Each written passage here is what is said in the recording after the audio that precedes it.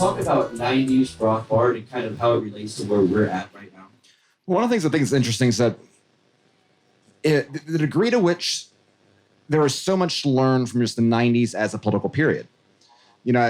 Scott Horton mentioned how, it was Waco was a radicalizing moment for him, and the experience of seeing that and realizing the horrors of that, and, the federal government, at war with the people of America.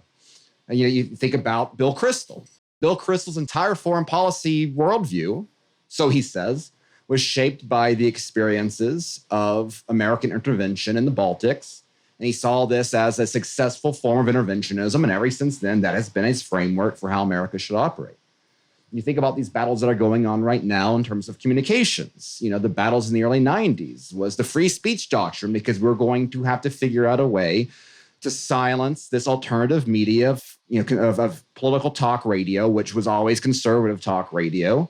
Rush Limbaugh was the equal opposition. There's so many parallels to what the situation that exists today was then. So I think part of that has to do with kind of the massive period and changeover in foreign policy perspectives, Cold War changeover to kind of moving to a post-war on terror sort of world, et cetera.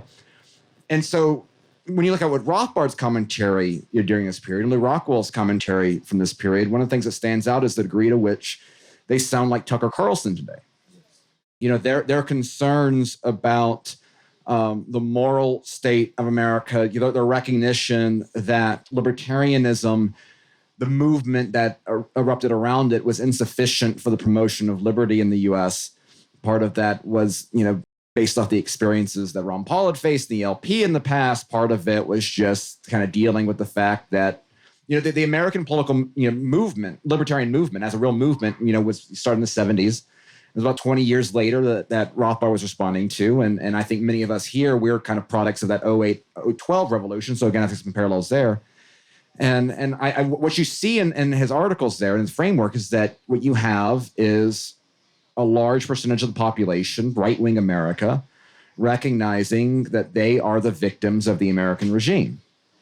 And that if our goal as libertarians is to oppose the state because we hate the state, and if we would have the ability, we'd push the button to end the state, we should be doing everything we can to tap into this movement that is not libertarian in nature, that exists independently from our libertarian magazines and our libertarian ecosystems and all these debates that libertarians like to get into. And we should be trying to play a role in shaping this anger towards the regime to our ends.